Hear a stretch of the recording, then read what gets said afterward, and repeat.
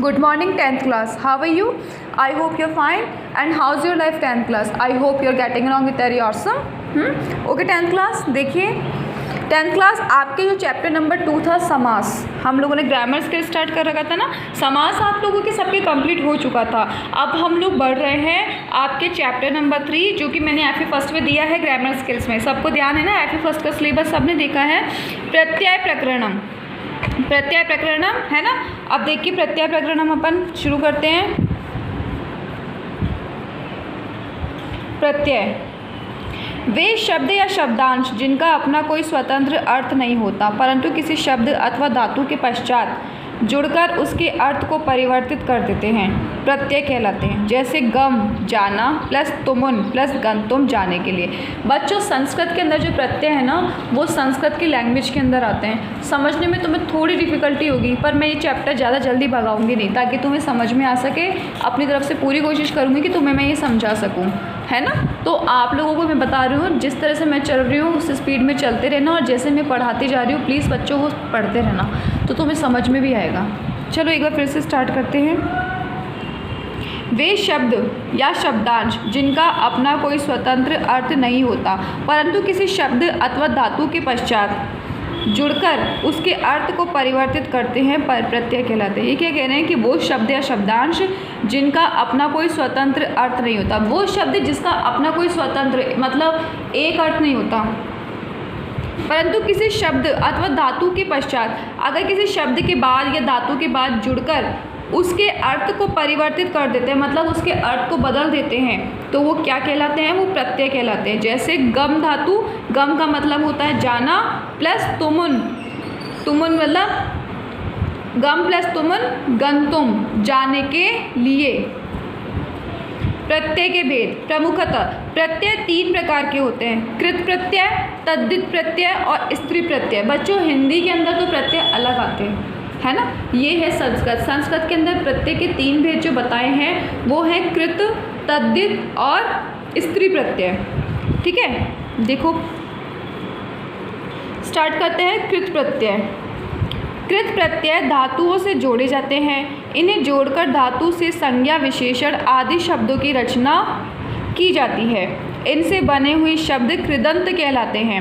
इन कृत प्रत्ययों को निम्नलिखित 4 श्रेणियों में विभाजित किया जा सकता है। क्या बोला? कृत प्रत्यय धातुओं से जोड़े जाते हैं, इन्हें जोड़कर धातु से संज्ञा विशेषण आदि शब्दों की रचना की जाती है। इनसे बने हुए शब्द कृदंत कहलाते हैं। इन कृत प्रत्ययों को निम्नलिखित 4 श्रेणियों में विभाजित किया जा सकता है। कौन सी ये श्रेणियाँ? बच्चों एक बार फिर देखो इसकी डेफिनेशन। कृत प्रत्ययों को धातुओं से जोड़ा जाता है। धातु पता है ना आपको कौन कौन सी होती है? गम धातु, किम धातु, फल धातु, भव धातु। इन्हें जोड़कर धातु से संज्ञा विशेषण आदि शब्दों की रचना की जाती है। अभी कह रहे हैं इनको जोड़कर धातु से संज्ञा विशेषण आदि शब्दों की रचना की जाती है। इनसे बने हुए शब्द कृदंत कहलाते हैं। अब इनसे बने हुए शब्द क्या कहलाते हैं? कृदंत कहलाते हैं। इन कृत प्रत्ययों को निम्नलिखित 4 श्रेणियों में विभाजित किया जा सकता है। पहला कौन सा है? भूतकालिक कृत प्रत्यय, ये आपको दे रखा है ना, कत, तक्वु। दूसरा है पूर्वकालिक कृत प्रत्यय, कत्वा और ल्यप। प्रयोजनवाचक कृत प्रत्यय तुमुन तथा कृत प्रत्यय तव्यत एवं अनियर। थोड़ा समझने में डिफ़िकल्टी आ रही होगी 10th क्लास, मैं समझ सकती हूँ। देखो त, इससे हम क्या बोलते हैं? देखो इसका उच्चारण हो नहीं पाता है ठीक से, क आधा और त, कत्वतु। पूर्वकालिक कृत प्रत्यय कत्वा और ल्यप। प्रयोजनवाचक कृत प्रत्यय तुमुन और कृत प्रत्यय में तव्यत एवं अनियर। यहाँ केवल तव्यत, अनियर, शत्रु एवं शानच प्रत्ययों का ही ज्ञान कराया जाएगा। तव्यत प्रत्यय देखिए, यह कृत प्रत्यय है, यह कृत प्रत्ययों में से एक है। इसका प्रयोग चाहिए अथवा योग्य अर्थ में होता है। कृत प्रत्यय कुल 7 होते हैं जो इन्हीं अर्थों में प्रयुक्त होते हैं। जैसे गम प्लस तव्यत गंतव्य, जाना चाहिए या जाने योग्य। इससे बने शब्दों के रूप पुल्लिंग में राम, स्त्रीलिंग में रमा तथा नपुंसकलिंग में फल की तरह का प्रयोग होते हैं। शब्द बनाने के नियम देखिए, इनमें केवल तव्य सभी धातुओं में लगाया जाता है। धातु के अंत के च ज क हो जाता है। जैसे पच प्लस तव्यत क होता है ना, तो वो पच की जगह तो चे हटकर चे का क्या हो गया क, पक्तव्य। त्यज प्लस तव्यत जय भी बताया इसने, जय को हटा दिया गया, जय की जगह क लग गया तो क्या बन गया त्यक्तव्य। ब्रू वच प्लस तव्यत वक्तव्य। धातु के अंत के ई उ री का क्रमशः ए ओ अर हो जाता है। ची प्लस तव्यत चेतव्य, जी प्लस तव्यत जेतव्य, नी प्लस तव्यत नेतव्य, क्री प्लस तव्यत कृतव्य, भी प्लस तव्यत भेतव्य, क्र प्लस तव्यत कर्तव्य, क्री प्लस तव्यत कृतव्य, भी प्लस तव्यत भेतव्य, क्र प्लस तव्यत कर्तव्य, ह प्लस तव्यत हर्तव्य, स्म प्लस तव्यत स्मर्तव्य, भू प्लस तव्यत भवितव्य, स्तु प्लस तव्यत स्तोतव्य, हु प्लस तव्यत होतव्य, श्रु प्लस तव्यत श्रोतव्य। धातु की उपधा आरंभ के हल अर्थात व्यंजन के ई उ री का क्रमशः ए ओ र हो जाता है।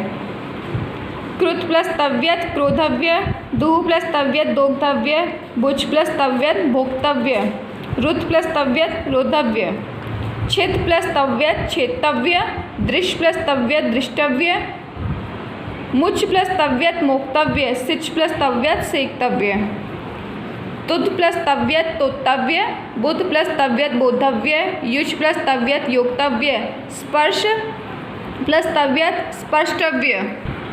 धातु के अंतिम है का लोप हो जाता है, इससे पूर्व के ए के स्थान पर ओ हो जाता है। ई उ का क्रमशः ए ओ हो जाता है तथा प्रत्यय के तय का ढ हो जाता है। स प्लस तव्यत सोढ़व्य, वह प्लस तव्यत वोढ़व्य, रूह प्लस तव्यत रोढ़व्य, लिहि प्लस तव्यत लेढ़व्य। कुछ धातुओं के है का गय होता है तथा प्रत्यय के तय का धय हो जाता है। जैसे दुह प्लस तव्यत दोग्धव्य, दह प्लस तव्यत दग्धव्य, स्नेह प्लस तव्यत स्निग्धव्य। धातु के भय का व्यय तथा प्रत्यय के तय का धय हो जाता है। लब प्लस तव्यत लब्धव्य, आरभ प्लस तव्यत आरब्धव्य, शुभ प्लस तव्यत शोभधव्य। धातु के अंतिम शय और छ का च हो तथा प्रत्यय के तय का ट हो जाता है। नश प्लस तव्यत नष्टव्य, दृश प्लस तव्यत दृष्टव्य, पृच्छ प्लस तव्यत पृष्टव्य। धातु के अंतिम मै का न हो जाता है। गम प्लस तव्यत गंतव्यम, नम प्लस तव्यत नंतव्यम। क्या बोला इसने, धातु के अंतिम मै का न हो जाता है। रम प्लस तव्यत रंतव्यम। शेष सेठ ई से युक्त धातुओं से ई लगाकर एकारांत धातुओं के ए का आ बनाकर तथा आकारांत धातुओं से सीधा लगाया जाता है। सेठ धातुओं से देखिए धातु और प्रत्यय, ठीक है। अर्च प्रत्यय तव्यत और शब्द देखिए अर्चितव्य, क्रीडतव्यत क्रीडितव्य, ग्रहतव्यत ग्रहीतव्य, चिंततव्यत चिंतित्व, धावतव्यत धावितव्यः, नृतव्यत नर्तितव्यः, पतव्यत पतितव्यः, मिलतव्यत मेलितव्यः, रक्षतव्यत रक्षितव्यः, रुतव्यत रोदितव्यः, वंदतव्यत वंदितव्यः, वृत्तव्यत वर्तितव्यः, सेवतव्यत सेवितव्यः। धातु और प्रत्यय देखिए कृन्तव्यत क्रंदितव्यम, खातव्यत खादितव्यम, चलतव्यत चलितव्यम, जनतव्यत जनितव्यम, निंदितव्यत निंदितव्यम, पठतव्यत पठितव्यम, भ्रमतव्यत भ्रमितव्यम, मुत्तव्यत मोदितव्यम, रुचतव्यत रोचितव्यम, वत्तव्यत वदितव्यम, वित्तव्यत वेदितव्यम, वृत्तव्यत वर्धितव्यम, हस्तव्यत हसितव्यम। ए एवं आ अंत वाली धातुओं से ध्येतव्यत ध्यातव्य, गयितव्यत गातव्य, त्रयितव्यत त्रातव्य, स्थातव्यत स्थातव्य, ज्ञातव्यत ज्ञातव्य, दातव्यत दातव्यम, हातव्यत हातव्यम, पातव्यत पातव्यम, घ्रातव्यत घ्रातव्यम, धातव्यत धातव्यम। ठीक है बच्चों, अनियत प्रत्यय है वो मैं आपको आज ना पढ़ाकर कल स्टार्ट कराऊंगी। बच्चों थोड़ा सा मुझे मालूम है कि आप लोगों को डिफ़िकल्ट लग रहा होगा। मैंने आपको पहले ही बताया था कि संस्कृत के अंदर जो ग्रामर आएगी ना आपके, वो इतनी इजी नहीं आएगी बच्चों कि हम लोग हिंदी के अंदर जितनी ईजिली लैंग्वेज पढ़ रहे हैं उतनी ईजिली लैंग्वेज आप लोग इसमें नहीं पढ़ पाएंगे। संस्कृत है बेटा थोड़ी सी डिफ़िकल्टी। और दूसरी बात, आप लोगों ने जैसा कि मुझे बताया था जब मैं आई थी कि मैडम हमारे को संस्कृत नहीं आती है। अगर स्कूल ऑफलाइन होता तो मैं अपनी तरफ से और भी बेटर कोशिश करती, पर ऑनलाइन तो ऑनलाइन ही है ना बच्चा। अब आप लोगों से मेरी यही रिक्वेस्ट है कि जो मैं पढ़ा रही हूँ आप लोग एक बार प्लीज़ उसे पढ़ने की कोशिश करो। ठीक है, लिखने के लिए दे तो दूँगी पर मुझे लगता नहीं कि तुम लोग वर्क करते हो। वर्क करने के लिए मैं कल दूंगी आप लोगों को, आज नहीं। तो आज आप सबसे रिक्वेस्ट है कि जो मैंने आप लोगों को आज पढ़ाया है वो आप लोग प्लीज़ 10th क्लास रिपीट करना वापस, एक बार नहीं 2 बार करना, क्योंकि मुझे पता है एक बार से तुम समझ में नहीं आएगा, थोड़ा टाइम लगेगा, लेकिन धीरे धीरे प्रत्यय बनाने आपको आ जाएंगे। Okay 10th class 9th class bye.